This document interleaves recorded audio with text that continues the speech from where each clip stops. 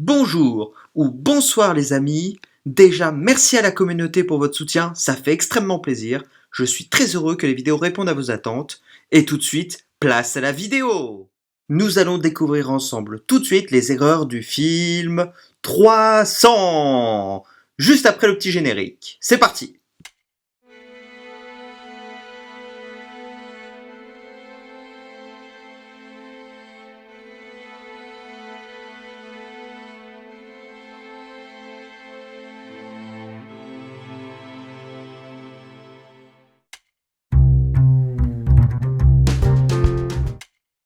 Ok, avant de commencer dans le dur, je sais que le blockbuster de Snyder est pour beaucoup un simple divertissement, ayant pour objectif d'introduire des personnages réels dans un monde étrange qui épouse les limites de la réalité.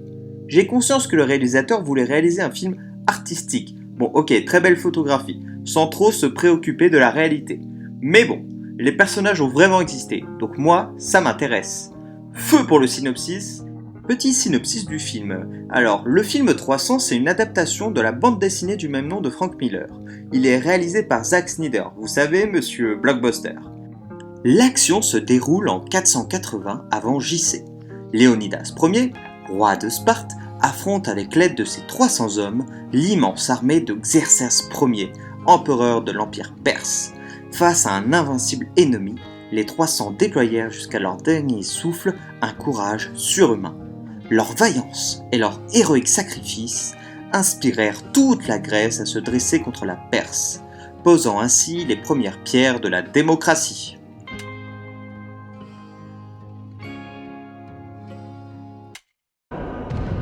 The old ones say we Spartans are descended from Hercules himself.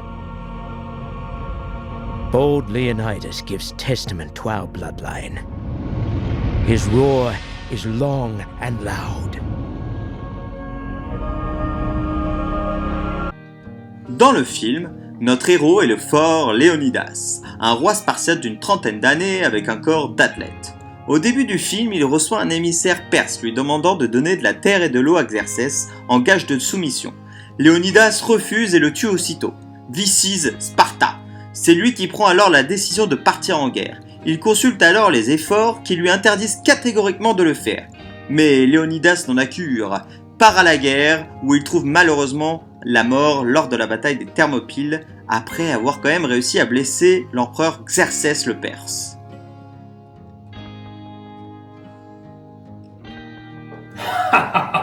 C'est drôle, mais c'est qui ce personnage-là? C'est moi? Non, je pense qu'il y a une méprise. Je suis Léonidas, troisième fils du roi Anaxandridas II dans une belle Sparte monarchique. Lui aussi? Je ne crois pas. Est-ce qu'il est né en moins 540 avant Jésus-Christ et mort à 60 ans en moins 480 lors de la bataille des Thermopyles?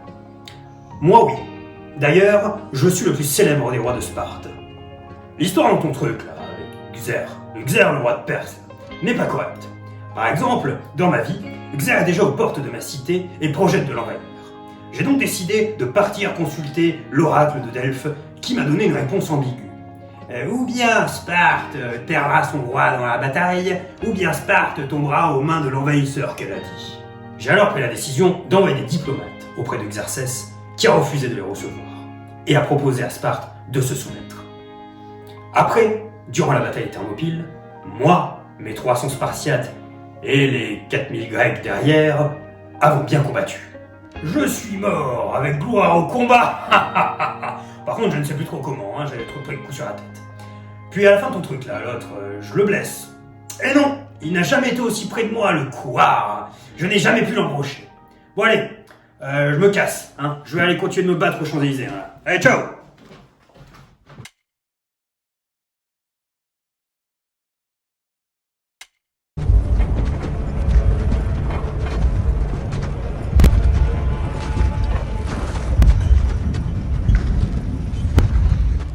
Let me guess.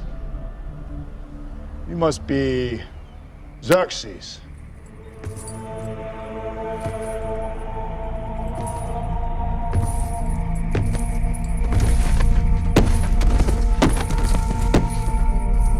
Alors, bon ici pour le roi Xerxès c'est une horreur, on est proche de la crise diplomatique. Le tout-errant est en pleine déception après avoir visualisé les images du film 300, notamment les images du roi Xerxès. Ils sont même allés jusqu'à se plaindre à l'ONU.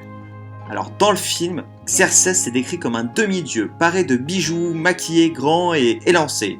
Ce n'est jamais vraiment exprimé dans le film, mais dans pas mal d'articles sur la toile, Xerxès du film serait homosexuel.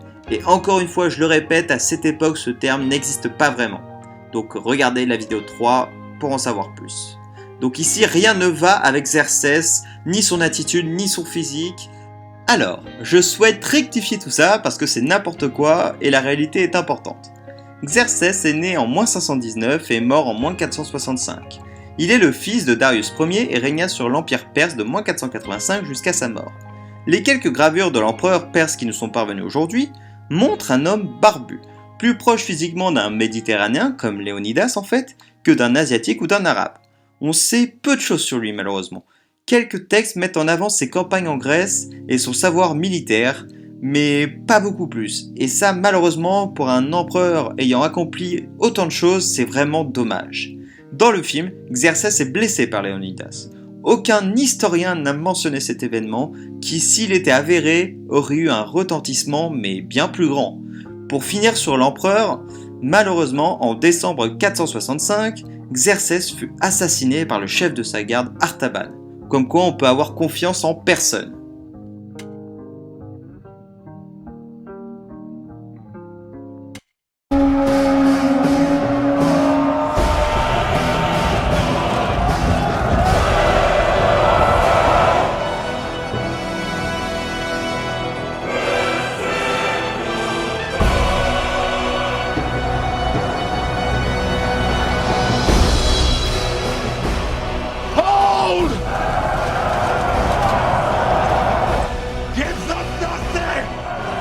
Alors dans le film, Léonidas et ses 300 Spartiates hyper bodybuildés, vêtus de slip en cuir, bon déjà grosse erreur d'uniforme pour l'époque, mettent une grosse rouste aux Perses menée par le roi Xerxès Ier durant tout le film. Jusqu'à la trahison d'Éphialtès de Trachie, pour un grec, qui dévoila au roi perse le sentier de l'Anopé par lequel les Perses pouvaient prendre à revers les positions des Spartiates du roi Léonidas Ier à la bataille des Thermopyles. D'ailleurs, anecdote marrante, enfin je trouve ça intéressant, depuis qu'Éphialtès a trahi les Grecs aux Thermopyles, en grec, Éphialtès signifie cauchemar. Éphialtès est également utilisé en grec comme synonyme de traître, de façon comparable à l'utilisation de Judas dans la langue française. Cette bataille s'agit du sujet principal du film et malheureusement, sauf dans les grandes lignes, la réalité est bien différente. La bataille des Thermopyles s'est déroulée ici même. Voici comment c'était à l'époque. Alors, je me permets, comme cette bataille est ultra intéressante, de vous l'expliquer un peu plus en détail. Le premier jour de la bataille, Xerxès Ier décide d'attaquer les Grecs. Il ordonne à 5000 archers de créer un barrage de flèches qui se révèle totalement inefficace. En effet, il tire d'une distance d'au moins 100 mètres et les casques et les boucliers grecs en bronze dévient les flèches. Devant cet échec, les Perses attaquent frontalement par vagues de 10 000 hommes les positions ennemies. Les Grecs se tiennent dans le passage le plus étroit du défilé, ce qui leur permet d'utiliser un minimum de soldats pour défendre leur position sous la forme de phalanges grecques classiques des optiles. Hérodote rapporte que les unités de chaque cité combattent ensemble et que les unités sont régulièrement remplacées pendant la bataille pour réduire la fatigue, ce qui laisse supposer que les Grecs ont plus d'hommes que nécessaire pour bloquer le défilé. Hérodote ajoute que Xerxès, frustré par ses défaites, décide d'envoyer le même jour sa garde personnelle, les fameux Immortels, un corps d'élite de 10 000 hommes qui portait ce nom car lorsqu'un des Immortels mourait, un autre soldat le remplaçait immédiatement. Les Spartiates auraient simulé une retraite puis se seraient retournés contre les Immortels pour détruire leur formation. Le deuxième jour de la bataille, Xerxès envoie encore l'infanterie attaquer, faisant l'hypothèse que ses ennemis si peu nombreux étaient invalides à la suite de leurs blessures et ne pouvaient plus guère opposer de résistance. Merci Hérodote. Comme au premier jour, les Perses sont incapables de percer les défenses grecques. Xerxès, complètement perplexe, ordonne la fin des assauts et se retranche dans son camp. Mais, à la fin de la journée, un certain Éphialtès, comme je vous l'ai précisément expliqué, l'informe de l'existence d'un sentier dans la montagne permettant de contourner le défilé des Thermopyles. En échange d'une récompense, le grec lui indique le chemin à prendre pour découvrir ce sentier. Xerxès décide donc d'envoyer le commandant Hydarnès et ses soldats, donc à peu près 20 000 hommes, dans la nuit du deuxième jour pour encercler les Grecs. Le sentier commençait à l'est du camp perse, le long du mont Anopé, et longeait le défilé jusqu'à l'arrière-garde grecque. Donc à l'aube du troisième jour, on va voir une situation un peu cocasse. Les Phocidiens, donc une partie des Grecs, qui gardent le sentier surplombant le défilé, aperçoivent les Perses. Hérodote, encore lui, affirme qu'ils se sont mis debout, tout étonnés. Hydarnès, le commandant perse, est également très surpris de les apercevoir. Donc les Phocidiens s'arment très rapidement pour s'opposer à la marche des Perses, mais les Perses, au tout début, ont hésité, ils pensaient que c'était des Spartiates. Mais le bon Éphialtès, oui, encore lui aussi, assure que ce n'est pas du tout le cas. Donc, les Phocidiens, croyant que les Perses venaient les attaquer, se retirent sur une colline à proximité, d'où ils pourront affronter leur adversaire. Mais les Perses, refusant de perdre plus de temps, tirent une volée de flèches dans leur direction avant de continuer leur chemin. Toujours dans le but d'encercler le gros des forces grecques dans le défilé. Apprenant par un messager que les Phocidiens n'ont pas défendu le sentier, Léonidas réunit un conseil de guerre très rapidement à l'aube. Lors de celui-ci, des Grecs argumentent en faveur de la retraite. Mais Léonidas préfère rester dans le défilé avec les Spartiates. Lorsqu'il découvre que son armée est encerclée, Léonidas offre à ses alliés de quitter le camp de bataille s'ils le souhaitent. Plusieurs Grecs acceptent son offre et s'enfuient, alors qu'environ 2000 soldats y restent pour combattre jusqu'à la mort. Léonidas a décidé de former une arrière-garde pour permettre aux autres Grecs de s'enfuir donc. En effet, si le défilé n'avait plus été défendu, la cavalerie perse aurait pu encercler les soldats grecs en fuite. S'ils s'étaient tous restés dans le défilé, ils auraient tous été encerclés, puis tués. En protégeant la retraite tout en continuant de bloquer le défilé, Léonidas et ses hommes pouvaient sauver plus de 3000 hommes, qui auraient encore été capables de combattre l'envahisseur. A la suite, une force de 10 000 Perses, à la fois de l'infanterie légère et de la cavalerie, charge la partie frontale des forces grecques de Léonidas. Les Grecs ont quitté la protection du mur défensif des Phocidiens dans le but d'affronter les Perses dans la partie la plus large du défilé, espérant ainsi infliger un maximum de pertes à leurs adversaires. Mais maintenant encerclés par les Perses, les Grecs subissent de nombreuses pertes. Léonidas tombe sous les flèches perses. Les deux armées luttent pour la possession de son corps et les Grecs le gagnent. Tous les Spartiates meurent, ainsi que tous les Grecs de plusieurs cités. Xerxès décide l'encerclement de la colline, les archers perses tirent alors des flèches jusqu'à la mort du dernier Grec.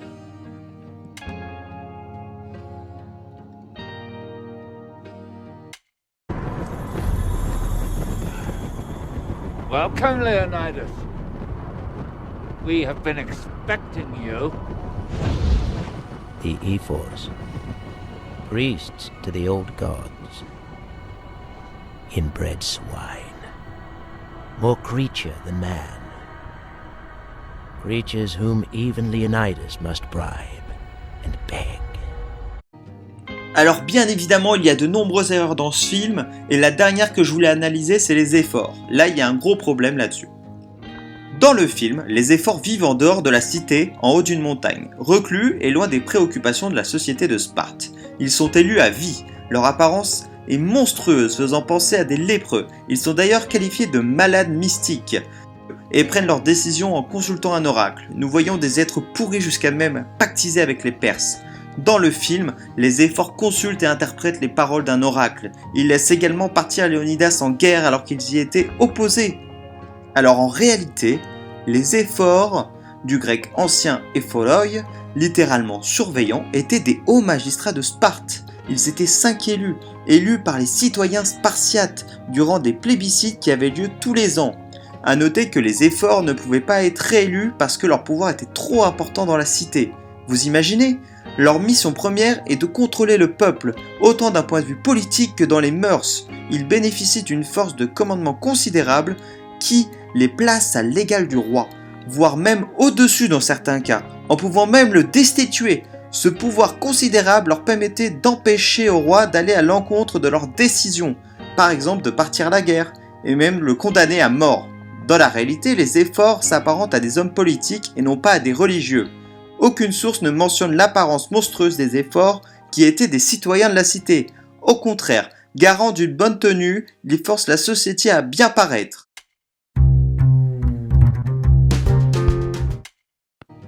Alors, en conclusion de cette vidéo, Le réalisateur a clairement réinterprété le passé et selon certaines sources aurait réalisé ce film pour des objectifs politiques.